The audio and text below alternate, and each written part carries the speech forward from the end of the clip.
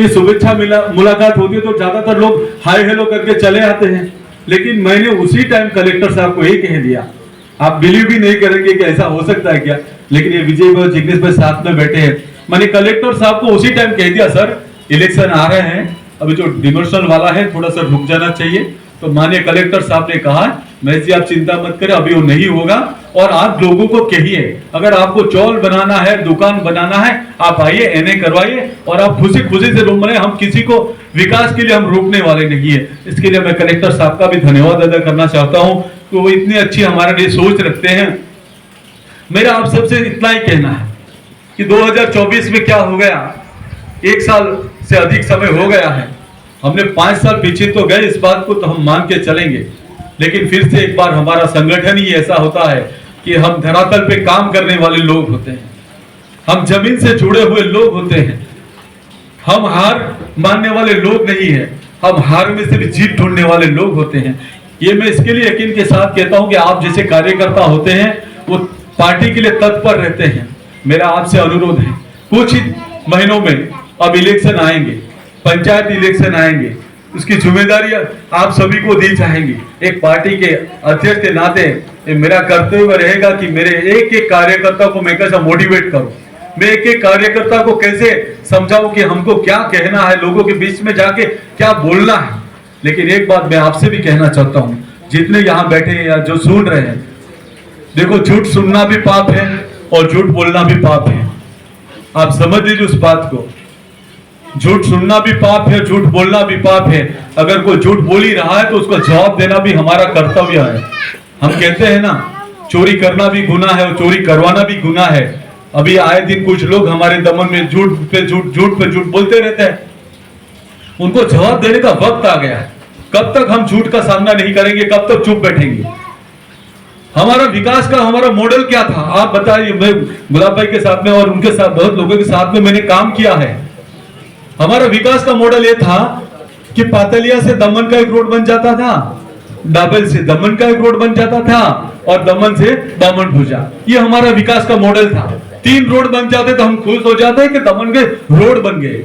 आप देखिए ना, आज नमोपद की किसी ने कल्पना की थी क्या? आज नमोपद कैसे बना है? आज इतनी बारिश आई, इतनी आंधी रेती आई रोड पे, उस पे वहां पे बोट चल रही थी, एक रोड की वहां पे आप एक कंकरी वहां से हिली नहीं है, इतनी मजबूत वहां पे रोड बना है। आप टूरिस्ट का इतना हमारे यहाँ प्रदेश में टूरिस्ट बढ़ा है कि हमारे टूरिस्ट बढ़ने से वापी में फायदा हो गया। वापी के होटल एसोसिएशन वाले फोन करके मुझे कहता है कि महेश जी आपके यहाँ जितने टूरिस्ट आते हैं, जितने होटल फुल हो गए थे, सारे होटल का जितना भी है लोग वापी में आके रुकते हैं। इतना टूरिस्ट बढ़ा है, इतना डेवलपमेंट हुआ है। आज महिला के लिए बात करूं तो आज हमारी सारे पंचायत में जो मेंबर है सारी महिला है। आपको लोगों के बीच में कहना पड़ेगा, अगर फैशन डिजाइन की अगर कॉलेज आई है तो आदरणीय प्रशासक श्री प्रफुल्ल भाई पटेल जी के नेतृत्व में आई है। अगर लॉ कॉलेज आई है तो आदरणीय प्रशासक श्री प्रफुल्ल भाई पटेल जी के नेतृत्व में आई है। आज मेडिकल कॉलेज आई है तो प्रफुल्ल भाई पटेल के नेतृत्व में आई है। आज इंजीनियरिंग कॉलेज आप देख लीजिए, आप कॉलेज का स्ट्रक्चर ये तो देख लीजिए, क्या बिल्डिंग तो देख लीजिए, आप फॉरेन कंट्री में जाते हो उसी लेवल पे आज बना हुआ है। हर चीज आज एजुकेशन के हमारे बीच में, हेल्थ में देख लीजिए 1200 बेड की आज सिलवासा में हॉस्पिटल बन रही है, यहाँ मरवड़ में आप 1000 बेडों की हॉस्पिटल बनने जा रही।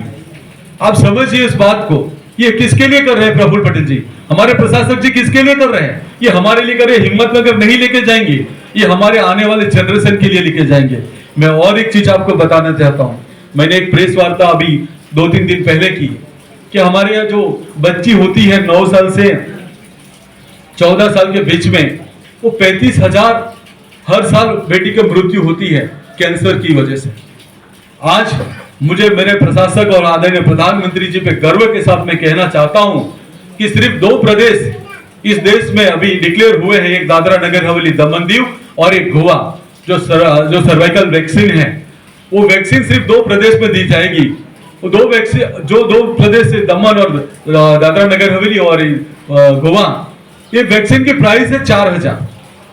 ये जो हमारे अबव 14 ईयर्स 14 साल के ऊपर की जो बच्ची है उनको वैक्सीन देना है। इस वैक्सीन के लिए, इस अभियान के लिए मीडिया के मेरे जितने भाई यहाँ पे हैं, मैं आपसे भी अनुरोध करता हूँ कि हमारी बच्ची को बचाने के लिए उस वैक्सीन बहुत जरूरी है। उस वैक्सीन के लिए अवेयरनेस करना है। सरपंच श्री आपसे मैं कहना चाहता हूँ, जिला पंचायत के सदस्य हैं, आप सभी से कहना चाहता हूँ कि जो 9th स्टैंडर्ड पास हो गई ही बच्ची, उनको वैक्सीन देना है। इस वैक्सीन की प्राइस 4000 है, लेकिन आदरणीय प्रशासक श्री प्रफुल्ल भाई पटेल जी और आदरणीय प्रधानमंत्री जी की कृपा से वो वैक्सीन हमें फ्री में मिलेगी। जब हमारे बारे में इतने सोचते हैं आदरणीय प्रधानमंत्री जी और हमारे प्रशासक महोदय जी, और हमें क्या चाहिए, जो 4000 की वैक्सीन वो बच्ची को फ्री में मिलेगी, क्योंकि ये मृत्यु का दर है 35,000 पर ईयर, आप बिलीव भी कर सकेंगे। तो आपसे आग्रह है, उसके बहुत सारी बेनिफिट है, बहुत सारी जो उसमें रोग प्रतिकार शक्ति है उसमें वैक्सीन में, सिर्फ एक ही है, जो प्रेग्नेंट महिला है वो उस वैक्सीन को नहीं ले सकती है। आफ्टर प्रेगनेंसी 3 महीने के बाद वो वैक्सीन ले सकती है।